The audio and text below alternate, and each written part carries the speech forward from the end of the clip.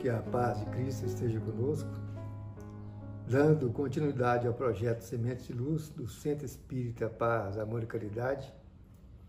Hoje nós vamos falar da mensagem contida no Evangelho segundo o Espiritismo, lá no seu capítulo 19, itens de 1 a 10, que tem o título O Poder da Fé.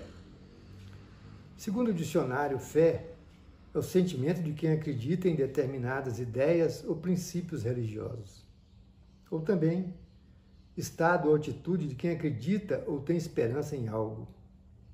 De fato, no senso comum, ao falar de fé, automaticamente fazemos a relação com crer em algo. Ou seja, a fé está relacionada à confiança. A confiança em quem? Em Deus. Assim, acreditar ou deixar de acreditar, isso não é fé. Poderíamos utilizar uma outra palavra para definir isso, entrega, que se aplica melhor a esse entendimento. Porque quando confiamos em algo ou alguém, estamos exercendo nossa fé. Quando confiamos na nossa capacidade, nas nossas aptidões, temos fé em nós mesmos. Então a expressão "boto fé em você" é também um exemplo bem efetivo para ilustrarmos esse entendimento. Quando nós oramos a Deus ou a um Espírito com o qual temos maior afinidade, é porque confiamos que receberemos ajuda. Porque no Espiritismo não há dogma de fé. Porque essa deve se desenvolver de forma espontânea e, sobretudo, ser raciocinada. Tenha fé, confie, mas saiba no que ou quem está confiando. Dessa forma, nossa fé cresce com segurança, com bases sólidas, para um dia ser inabalável. Ou seja, devemos cultivá-la todos os dias. É como fazendo com as plantas. Mas são nos momentos difíceis que temos a chance de colocá-la em prova. A dificuldade maior na questão da fé e o seu poder é esperar algo que é incerto. Temos a intuição de que este é o caminho, mas a demora na obtenção do necessário acaba se revestindo ao desespero.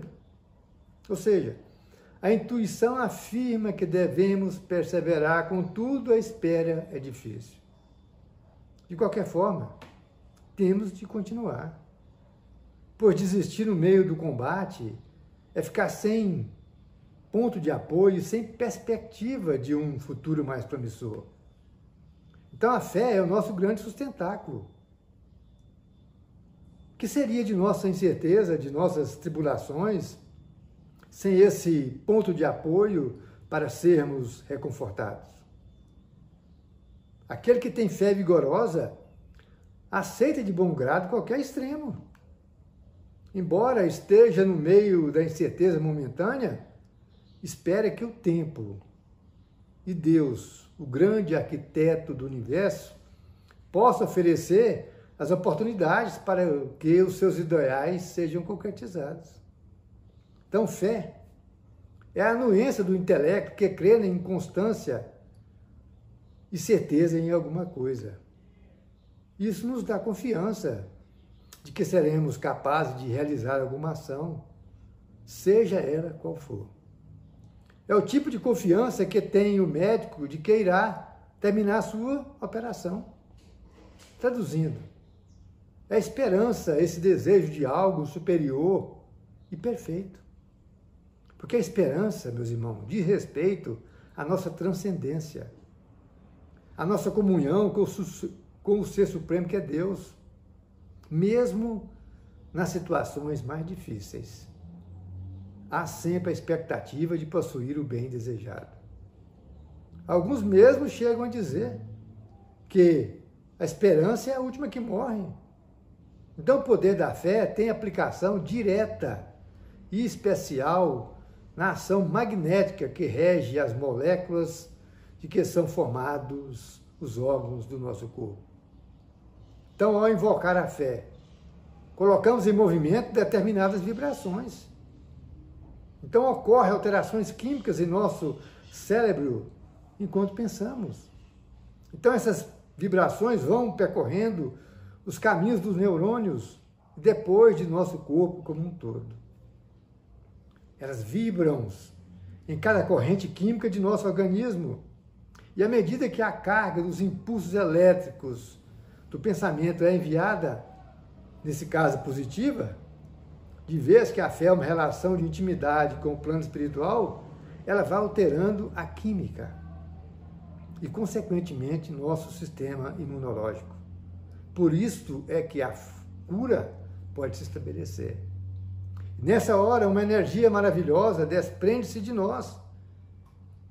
É como um imã que se une ao fluido universal, que por graça de Deus está por toda parte, modificando em nós de forma adequada essas qualidades, dando-nos o impulso resistivo na busca da cura. É como disse Jesus: aqueles a quem curava, a tua fé te curou. Pois os fenômenos de cura, considerados prodígios, na verdade eram apenas consequências de uma lei natural. Ensinava Jesus naquele momento que aos que tinham ouvidos de ouvir, e a cada um de nós temos essa potência embutida. E assim nós podemos acionar a cura, ou nos desviar das dores que nós mesmos atraímos.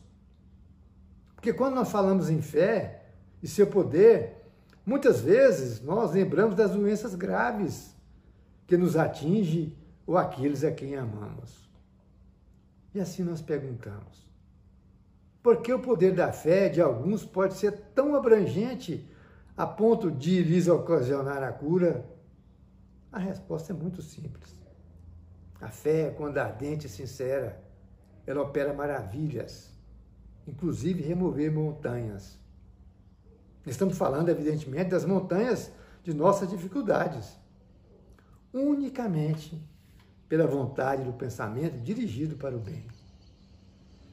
É quando diz Jesus que a fé remove montanhas, mas ele falava no sentido moral, e não de uma montanha de pedra que sabemos impossível remover. As montanhas que a fé transporta são as dificuldades, as resistências, o preconceito, o orgulho, os interesses materiais. E são tantas outras montanhas que atravessam os nossos caminhos. Só que nós não podemos nos iludir, que na grande maioria das vezes somos nós mesmos que as colocamos. E o que é pior, na falta de um culpado, nós culpamos a Deus. Chegamos ao ponto, quando sentimos desprotegidos, achamos que Deus não é assim tão amoroso, que não é tão justo. E assim falamos diante das nossas decepções. Porque é justo comigo? Ou, de outra forma, Deus quis assim. Como se Deus pudesse querer que coisas ruins nos acontecessem. Somos nós que atraímos as energias negativas do que fazemos e também do que pensamos. Ou seja, o resultado irá aparecer mais adiante. É por isso que nem sempre nós nos inteiramos em buscar esclarecimentos para o entendimento das coisas espirituais. Mas por quê? Porque além de trabalhoso, aumenta a responsabilidade de nossos atos. E isso nós não queremos. Então é mais fácil e cômodo ter alguém, ainda que seja Deus, para responsabilizar pelos nossos problemas. Então a fé raciocinada, ela ilumina muito mais do que nós imaginamos. Na verdade, não gostamos de encarar nossas falhas, muito menos de trabalhar com elas. Preferimos ficar no desconhecimento de nós mesmos. E não percebemos que a fé, sem raiz, ela é inócua. Não tem o poder de remover nossas montanhas, mas de levar-nos à compreensão da justiça de um Deus que não pune, de um Deus cujas suas leis são justas. É a lei de retorno, é a lei de ação e reação. Porque, na verdade, somos nós mesmos que teremos que agir ante a devolução das consequências que foram geradas. Isso é imperativo. Mas por quê? Porque na ignorância das leis de causa e efeito, usamos de nosso livre-arbítrio do jeito que queremos. O que vale dizer? Do jeito que, certo ou errado, no momento em que é mais prazeroso ou conveniente. A justiça do universo, ela nos dá o retorno. Os resultados são as consequências do bom ou mal daquilo que fazemos. Não é Deus. Somos nós que colhemos o que foi plantado. É por isso que nós não podemos aceitar uma fé que nos é imposta, sobre a qual não temos o direito de raciocinar. Absolutamente não pode ser assim. Porque se assim for, passamos a professar uma fé cega, que aceita sem controle o falso e o verdadeiro. E assim, mais cedo ou mais tarde, se choca com a verdade e a lógica. E se for fanática? Aí é que não satisfaz, porque não vai acalmar nossas inquietudes, não vai aliviar nossas dificuldades.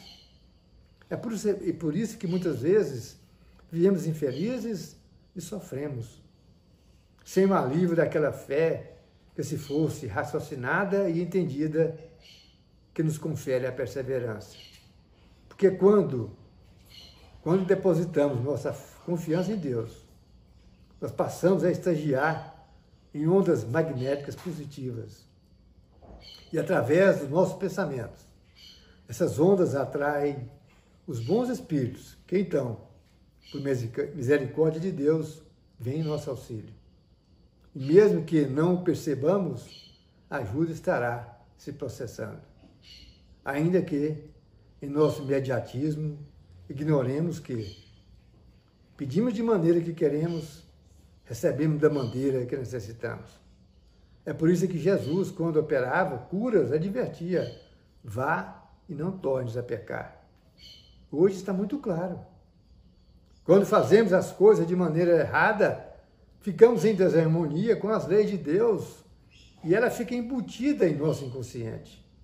Em outras palavras, se nós não mudarmos de atitude, se teimosamente não fazemos questão de melhorar nosso pensamento e conduta, e pouco fazemos por esta reforma interior para ampliar nosso autorrespeito, nosso auto-amor, o respeito e o amor ao próximo, a ajuda que receberemos dura pouco. E mais à frente os problemas voltarão, muito maiores, sem o direito de revolta, pois tudo é uma questão de resultado. De outra forma, as montanhas que se referia Jesus, ao invés de serem removidas por nós mesmos, quando buscamos nossa melhora espiritual, torna-se cada vez mais nas montanhas de nossas dores e dificuldades. E a gente encerra. O poder da fé está em nós. Nós precisamos confiar em Deus, na sua justiça, na sua bondade e no seu amor. Muito obrigado. Muita paz a todos.